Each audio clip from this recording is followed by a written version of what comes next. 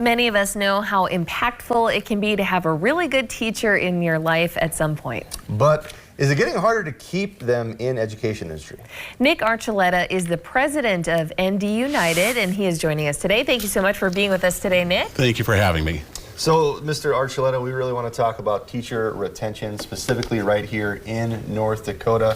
I understand there's a bit of an issue with it. Can you let us and our viewers in on that? Yes, I sure can. You know, this is an issue that's not North Dakota centric, right? This is something that's happening across the country, and every state in the union is dealing with the issue of recruiting teachers to be in our classrooms and then retaining them once they're there. What we see happening in North Dakota is, and we know this because we polled our members about it. And the results of our poll showed a few things very, very clearly. One of them is that teachers aren't feeling supported by administration, although I'll put this caveat in there. Administrators that are closest to the teachers and closest to the students enjoy are seen to be more supportive of teachers than those that are not, that very rarely visit the classrooms and that sort of thing. Our survey also showed us that we have an issue with salaries. North Dakota ranks, I think, 36th in the nation in terms of average teacher salary. Teachers are finding out what a lot of private sector employers are finding out, and that is that they have the same skills that private sector employers really want in their businesses. They're very good collaborators. They're very good at self-motivating and self-starters. They finish things that they start, and they take advice very well. So those are teachers. And so what they're doing is they're saying, well, why would I be working here or at a school when I can employ these same values that I have and these same talents that I have in the private sector and make quite a lot more money? So from the outside looking in, why can't we just pay teachers more? Well, that would certainly be one of my suggestions. But in public schools, as you know, we have 172 school districts across the state of North Dakota. Each of those school districts has a contract with their employees, their school personnel, the teachers, and they negotiate the terms and conditions of their employment. So can we pay them more? Yes, if there was more money in the pipeline. These are public employees, so they get, there's money that comes from the state of North Dakota, and it's not a little bit of money, it's quite a lot. The state of North Dakota puts in just north of $1 billion every year to K-12 public education, and we're very thankful for that. The others are raised through property taxes in local school districts.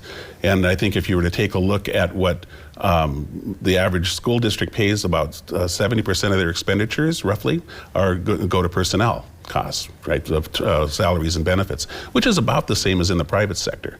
But these are tax dollars, and we know that politicians and people who are elected are in North Dakota, very conservative with the tax dollars. So yes, we would suggest, of course, that teachers be paid more and that we be creative about finding ways to do just that. Mm-hmm. Now, you mentioned this poll that you recently conducted, and you're taking some answers that you gained from that. In this recent poll, you found more educators see teacher retention as a major issue than in the previous two polls that you conducted, and that was since January 2022. Yep. Is there a reason why you think recently that's growing, that concern? Yeah, I think what we're seeing is that there are more teachers that are considering leaving the profession. And teachers talk, and they know this. And when they talk about leaving the profession, here's an interesting something else that we took from the poll. It used to be, a few years ago when we did this poll, 90% of the people that were polled said that when they became a teacher, they expected to retire after a long career in education. 90%. That has dropped down to 40% now. So if we're having trouble getting young people to choose the teaching profession as a viable profession, and then we are having more trouble retaining those teachers that are already in the profession, it's no surprise that we have an educator shortage. And I suppose with North Dakota having such a diverse economy and people getting paid a fair amount of money, it's really hard to retain those teachers when they can just go down the street and make considerably more money than they're making full-time as a teacher. That's exactly right, and those are people with professional degrees. We know in North Dakota, for example, that teachers with a professional degree make about 17% less than their similarly educated and experienced counterparts in the private sector. Wow. And so we see this too with substitute teachers. You know, you can go, and I'm not denigrating anybody's work, but if you can go flip burgers at a local fast food place for $18 an hour, but you're getting paid $11 an hour to, you know, be a paraprofessional or to be a cook or something like that in a school, you're going to do what's best for your family and take the higher salary. Wow. Some other issues I remember reading were burnout, But where can people see the full poll if they would like to see some of these results? They can go to our website, www.ndunited.org, and they should be able to find it there fairly easily. Okay. Thank you so much for being with us today, Nick. Right. Well, thank you for having me. It's our pleasure. And for more information, as we mentioned, check out that website once again, which is ndunited.org.